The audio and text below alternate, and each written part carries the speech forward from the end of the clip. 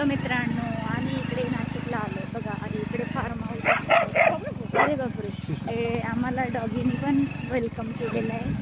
आणि इकडे बघा बछडा दिसतोय. आणि हे घर म्हणजे इथे फार्म हाऊस आहे. आणि इथे छानपैकी सगळेजण शेतातच राहतात बघा. मोठमोठी बिल्डिंग आहे. आणि शेतात बघा इकडे धान दिसते.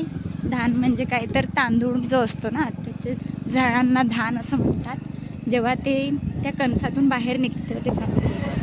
आणि हे लोक बघा किती निसर्गमय वातावरणात राहतात. खरंच आपण आता मला असं वाटतं की आपण जिकडे राहतो तिकडे असे शेत आणि घर एकत्र नाही पाहायला मिळत.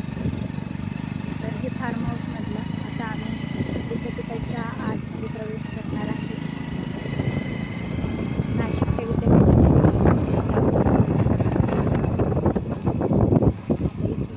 हा मागचा भाग आहे विद्यापीठाचा. अतिशय व्यवस्थित पद्धतीने इकडे आलेलो आहोत. आणि इथे पार्किंग वगैरे सगळं हे पुस्तकालयाचं ऑफिस आहे. इकडे पुस्तक सगळे बनवल्या जातात. इथे पुस्तके छापल्या जातात.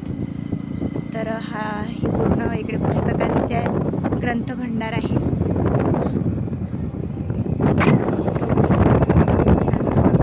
इथलं वातावरण आहे. नाशिक विद्यापीठातलं हे सगळं छान म्हणजे बघताय आता तुम्हाला. याचं पूर्ण नाशिक विद्यापीठातील थोडा भाग सगळं तुम्ही बघा. हे अशोकांचे झाड आहे. बिल्डिंग बनत आहे. अजूनही बांधकाम चालू आहे.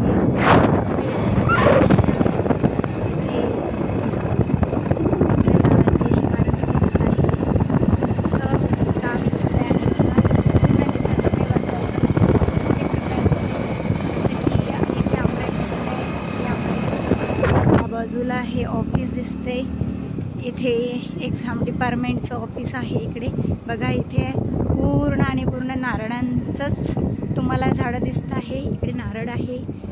आणि हे पण इथे. आणि समोर आपल्याला गेस्ट हाऊस दिसतंय. आता आम्ही इथे गेस्ट हाऊसला येऊन पोचलेलो आहे. पूर्ण प्रकारे तुम्हाला इथला अर्धा भागापेक्षाही अर्धा मी तुम्हाला दाखवतो. तर आम्ही इथे आता पोचलेलो आहे.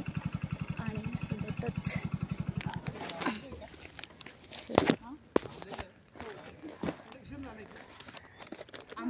हो आज जाणार आहे. तर हा शेवटचा पॉईंट आहे. या पद्धतीने हे गेस्ट हाऊस आहे. या ठिकाणी आम्ही इथे थांबलेलो होतो. आता आम्ही विद्यापीठात आमचं ऑफिशियल काम आहे, त्यासाठी आम्ही आता आलेलो आहे. इकडे बघू शकता सगळे आमचे सिक्युरिटी गार्ड. आम्ही 2 दिवस इथे राहिलेलो आहे. आम्हाला खूप व्यवस्थित व्यवस्था मिळालेली आहे. आणि आता हा जो शेवटचा 1 तास इथे आम्ही थांबणार आहे. आणि ऑफिसला थोडं काम झालं की आम्ही इथून निघणार आहे. आणि खूप छान आम्हाला अनुभव आला. आणि मलासुद्धा विद्यार्थ्यांकडून खूप छान प्रतिक्रिया मिळाली. आणि सगळ्यात महत्त्वाचं म्हणजे सांगायचं की जे सगळ्यात मोठी कामगिरी म्हणजे सगळे विद्यार्थ्यांवर लक्ष देणं असतं. ते सगळं त्यांनी खूप व्यवस्थित पद्धतीने विद्यार्थ्यांचं काम सांभाळलं आहे. आणि आत्ताच आम्ही त्र्यंबकेश्वरच्या दर्शनावरून आलेलो आहे. थँक्यू.